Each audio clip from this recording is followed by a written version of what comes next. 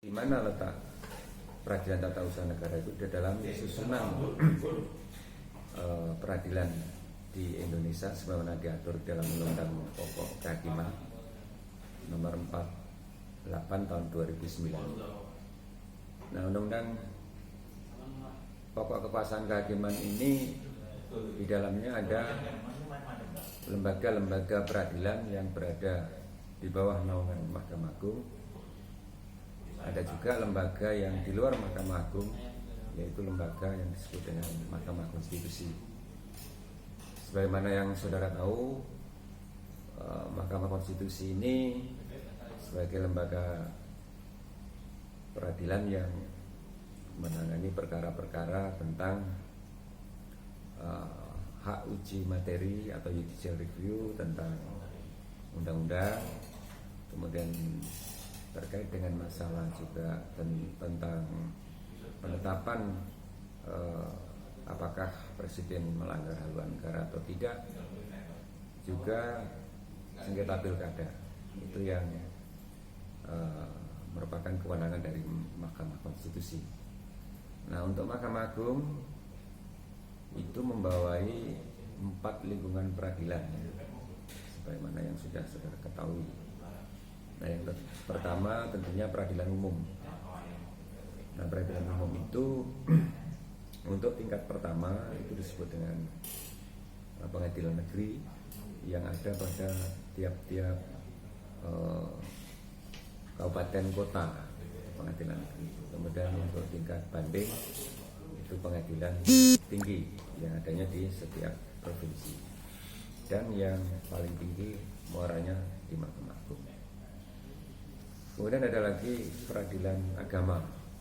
Nah, peradilan agama ini untuk tingkat pertama di kabupaten kota itu disebut dengan pengadilan agama. Sedangkan untuk tingkat banding di provinsi disebut dengan pengadilan tinggi agama, dan muaranya sama yang di Mahkamah Agung. Pengadilan militer, peradilan militer itu merupakan lingkungan peradilan yang ketiga. Untuk tingkat bandingnya Mahkamah Militer Tinggi, untuk tingkat kasasinya Mahkamah Agung. Dan yang terakhir ini yang merupakan materi kita adalah Pengadilan Tata Usaha Negara atau PT-UN. Nah, bedanya untuk peradilan militer dan PT-UN ini, mereka tidak berada di setiap kabupaten atau kota karena pertimbangan mungkin frekuensi perkara, kemudian juga barangkali juga kebutuhan, sehingga untuk PT-UN ini adanya hanya di tiap provinsi. Nah, seperti Kediri ini nanti kalau ada sengketa PT-UN itu sidangnya tidak di Kediri, karena di Kediri tidak ada PT-UN, adanya di Surabaya. Jadi pengadilan tingkat pertamanya di Surabaya, pengadilan tingkat bandingnya juga di Surabaya, namanya PT Tun. Letaknya di mana? Kalau di Surabaya itu letaknya di Sidoarjo, di Jalan Insinyur Haji Juanda, jadi arah ke bandara, kiri jalan. Nah, sederet dengan pengadilan tipikor, pengadilan hubungan industrial, dan bersebelahan dengan peradilan militer. Sedangkan untuk tingkat bandingnya PT Tunnya itu ada di daerah Ketintang. Tentunya dari masing-masing peradilan itu mempunyai kompetensi, mempunyai kewenangan mengadili yang berbeda-beda. Jadi tidak sama antara peradilan yang satu dengan yang lain, itu apa yang diperiksa, diadili itu tidak sama. Mungkin sebagai gambaran awal, peradilan umum atau pengadilan negeri itu sengketa-sengketa keperdataan itu masuk wilayah pengadilan negeri, termasuk juga perkara-perkara pidana yang dilakukan oleh pelakunya itu sipil. Kalau pelakunya militer itu di pengadilan militer. Sedangkan peradilan agama atau pengadilan agama itu untuk memeriksa, mengadili perkara-perkara dalam bidang hukum perkawinan Islam, yang hukum waris Islam, wakaf, dan juga tentang ekonomi syariah, itu yang terakhir. Jadi di BA itu yang terbanyak ya, nanti kalau Anda jadi lawyer mayoritas 95% itu perkara-perkara perceraian, baik itu kita cerai maupun talak. Yang sisanya itu bisa tentang izin poligami, kemudian dispensasi kawin. Artinya bagi yang berusia di bawah 19 tahun itu harus mendapat dispensasi atau izin apabila melakukan perkawinan. Juga perkara-perkara tentang isbat nikah atau pengesahan nikah. Misalnya kalau dulu bapak ibunya menikah tidak tercatat di KUA, itu bisa minta isbat nikah atau pengesahan nikah. Juga perkara-perkara waris Islam, di mana untuk mengetahui apakah ini termasuk waris Islam atau tidak itu dilihat dari agama pewaris. Kalau agama pewaris Islam, maka apabila ada sengketa waris itu atau penetapan waris itu nanti ke pengadilan agama. Pengadilan militer tadi sudah saya jelaskan, jadi khusus untuk tindak pidana militer. Nah, sedangkan PTUN ini agak beda. Jadi di PTUN ini yang menjadi kompetensi itu kewenangan mengadili itu adalah sengketa tata usaha negara. Nanti akan saya jelaskan apa yang dimaksud dengan sengketa tata usaha negara. Intinya bahwa di PTUN ini yang diperiksa, diadili itu adalah produk-produk dari ketetapan atau surat ketetapan atau bisjiking yang dikeluarkan oleh pejabat atau badan tata usaha negara, di mana produk itu, surat itu, keputusan itu merugikan seseorang, baik perorangan maupun badan hukum perdata. Nah, misalnya ada surat keputusan wali kota tentang perintah pembongkaran bangunan rumah milik si A karena dianggap melanggar RT RW, melanggar IMB dan sebagainya. Nah, orang yang dikenai perintah itu bisa mengajukan gugatan PTUN agar perintah pembongkaran dari wali kota ini dibatalkan oleh PTUN. Itu salah satu contoh. Baik, itu gambaran secara umum agar saudara-saudara memahami ada 4 lingkungan peradilan yang ada di Indonesia, dan keempat-empatnya ini berjalan sebagai bentuk tanggung jawab pemerintah ya, terhadap rakyatnya yang ingin memperoleh keadilan dan kepastian hukum. Jadi dibentuknya PTUN ini bermuara pada suatu kondisi di mana pejabat atau penguasa itu melakukan tindakan-tindakan yang bisa melampaui wewenangnya, perbuatan-perbuatan yang melanggar peraturan perundangan, sewenang-wenang. Nah, kalau ada hal-hal yang demikian, maka dia bisa digugat di PTUN. Jadi tujuannya memang untuk mencegah agar para pejabat-pejabat itu di dalam mengeluarkan suatu peraturan atau keputusan-keputusannya itu tetap mengindahkan peraturan perundangan serta asas-asas umum pemerintahan yang baik. Jadi tidak semena-mena. Sebab kalau tidak ada PTUN, maka tentunya sulit untuk dicegah adanya tindakan sewenang-wenang dari penguasa. Nah, PT UN ini atau pengadilan apa hukum acara peradilan tata usaha negara ini merupakan hukum formal ya, proses. Artinya bagaimana mekanisme tata cara pengajuan gugatan di PT UN, apa syarat-syaratnya, bagaimana proses persidangan mulai perkara masuk sampai nanti putusan, kemudian apa upaya-upaya hukum yang bisa dilakukan terhadap putusan yang merugikan salah satu pihak sampai kepada eksekusi atau pelaksanaan putusan. Itu namanya hukum acara. Kalau di hukum pidana itu hukum acaranya itu diatur dalam KUHP ya. Kalau di hukum perdata itu diatur di dalam HIR dan ketentuan-ketentuan di dalam RV maupun undang-undang yang lainnya. Jadi sekali lagi bahwa hukum acara peradilan tata usaha negara itu adalah hukum formal, bukan hukum material. Hukum formal itu menjalankan hukum material. Ketika ada hukum material yang dilanggar, maka ketentuan hukum formal itulah yang akan dijadikan sarana untuk menegakkan hukum material yang dilanggar itu tadi.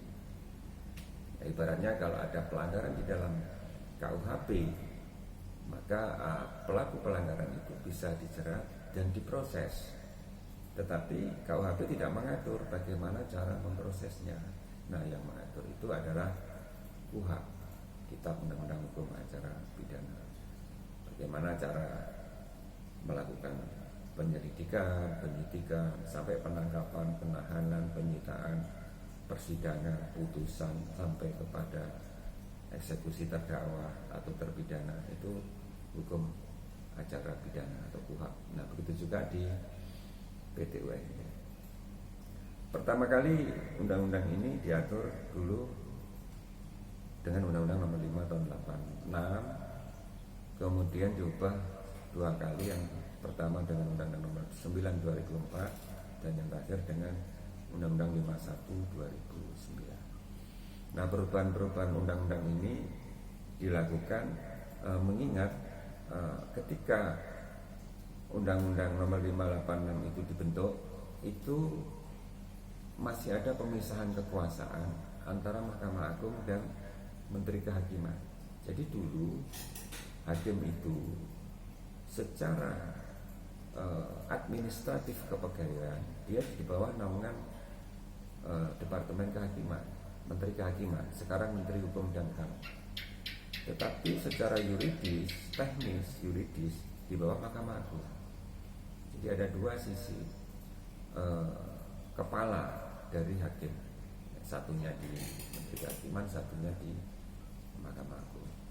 Begitu juga tentang TNI dan Polri, dulu itu juga jadi satu, namanya ABRI. Masih ingat mungkin yang dulu pernah mengalami masanya Pak Harto dulu, namanya ABRI, Angkatan Bersenjata Republik Indonesia. Tetapi dengan perjalanan waktu, adanya reformasi, amandemen Undang-Undang Dasar 45 juga, pada akhirnya TNI dan Polri dipisahkan. TNI sendiri, kepolisian sendiri.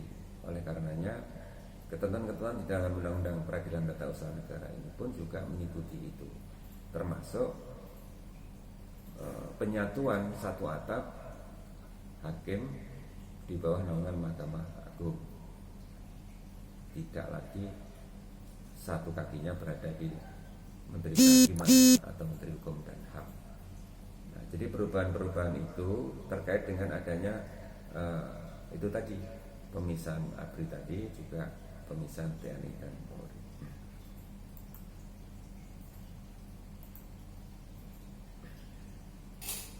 Di mana letak perbedaan antara hukum acara tun dan acara perdata tentang subjeknya. Kalau di tun itu subjeknya itu kalau yang jadi tergugat itu pasti harus pejabat atau badan tun. Di luar itu tidak bisa. Artinya misalnya perorangan, badan hukum perdata, PT sebagai subjek tergugat tidak bisa. Melawan sebagai penggugatnya ini perorangan, perdata, garis miring, badan hukum perdata. Nah, di sini penggugatnya itu pasti warga sipil atau badan hukum sipil melawan pejabat.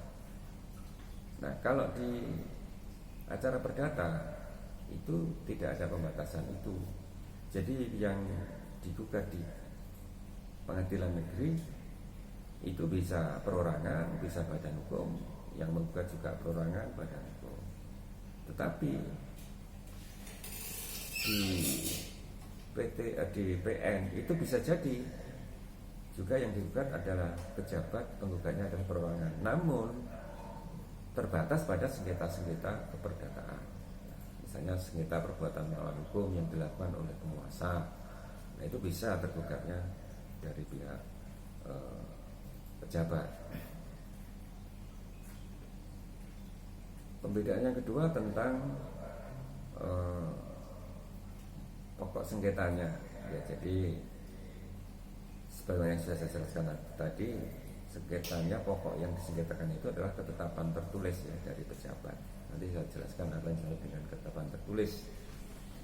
Kalau di acara di pengadilan negeri perdata itu kepentingan masyarakat, individu lebih banyak ke sana. Jadi misalnya sengketa tentang hak milik, sengketa tentang utang piutang, sengketa tentang perseroan terbatas, merger, akuisisi, kepailitan dan sebagainya itu masuk di dalam ranahnya PN ya. Tentang tindakan, kalau di tun itu memang syaratnya adanya suatu dari masyarakat, dari pejabat itu mengeluarkan keputusan yang merugikan karena melanggar peraturan perundangan serta asas-asas umum pemerintahan yang baik. Peran hakim yang utama ini di tun itu hakimnya itu aktif ya. Kalau di acara perdata itu pasif. Apa yang dimaksud dengan aktif di sini? Hakim bisa memperluas pokok sengketa. Hakim bisa membebankan beban pembuktian itu kepada baik penggugat maupun tergugat. Mengapa? Karena memang di sini tugas dari hakim adalah karena penggugat itu kedudukannya lebih rendah daripada tergugat, ini harus diangkat agar kedudukannya sama. Kemudian di dalam dia mengadili, dia harus bisa menggali sedalam-dalamnya dari sisi pembuktian. Makanya perannya aktif sekali. Berbeda dengan di perdata itu hakim pasif, dia tidak boleh memperluas pokok sengketa. Beban pembuktian dibebankan kepada masing-masing berdasarkan suatu asas pembuktian, di mana dikatakan bahwa barang siapa yang mendalilkan suatu hak, dia harus membuktikan dalilnya, dan barang siapa yang membantah dalil suatu hak, maka dia harus membuktikan bantahannya. Nah, itu sudah merupakan ketentuan. Jadi tidak bisa misalnya di pengadilan perdata itu memaksa kepada para pihak, kamu tergugat harus menghadirkan saksi, kepala desa harus kamu hadirkan. Tidak bisa. Mengapa? Karena dia pasif. Tentang apa yang akan dibuktikan, apakah surat atau saksi, ya tergantung pada pihak. Begitu juga di dalam memeriksa perkara, dia juga tidak boleh terlalu banyak intervensi, melakukan pertanyaan-pertanyaan di luar pokok sengketa, itu juga tidak boleh. Tapi kalau di PT-UN bisa. Hakim bisa memerintahkan supaya surat keputusan asli yang digugat itu dihadirkan oleh tergugat. itu harus dihadirkan. Dia bisa memerintahkan supaya saksi A yang terkait dengan ini harus dihadirkan. Nah, artinya bahwa peran hakim di sana aktif. Dan perbedaan yang selanjutnya tentang gugatan rekonvensi atau gugat balik, ya mungkin sudah paham ya, ketika saudara dulu menerima acara perdata ada namanya gugat rekonvensi atau gugat balik, di mana tergugat dalam posisi sebagai tergugat dia sekaligus menggugat balik kepada penggugat. Nah, kalau di Hetun itu tidak dikenal. Jadi pejabat yang gugat itu dia tidak bisa mengajukan gugat rekonvensi karena sudah ketentuan itu. Itu antara lain beberapa perbedaan antara hukum acara perdata dan hukum acara tun. Tentang asas-asas ini secara umum saja. Yang pertama asas praduga rehmatik, bahwa keputusan tata usaha negara itu harus selalu dianggap benar, harus dianggap sesuai dengan hukum. Jadi kalau Anda mengatakan oh itu tidak benar, Anda harus membuktikan ketidakbenaran itu. Jadi caranya ya harus diuji melalui pt UN. Asas pembuktian bebas.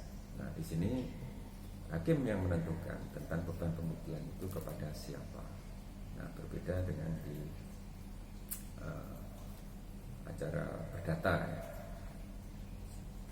Asas keaktifan hakim tadi sudah jelaskan. Asas ordo omnes artinya bahwa keputusan tata usaha negara yang sudah ditetapkan itu harus segera dilaksanakan untuk kepentingan publik. Jadi tidak boleh orang mengatakan itu stop dulu keputusan itu, jangan dilaksanakan dulu. Nah, itu tidak begitu. Ini laksanakan dulu. Ketika dilaksanakan misalnya ada yang merasa dirugikan, silakan diajukan gugatan seperti itu. Kemudian asas peradilan cepat, murah, sederhana, biaya ringan. Ini asas-asas umum yang sudah saudara ketahui bersama. Kesatuan beracara, asas musyawarah, kekuasaan yang kehakiman yang merdeka, artinya bahwa hakim itu tidak bisa diintervensi. Dia bebas untuk memeriksa, mengadili sesuai dengan keyakinannya. Asas keterbukaan itu pada dasarnya setiap pengadilan, setiap sidang pengadilan itu terbuka untuk umum. Tujuannya apa? Untuk transparansi.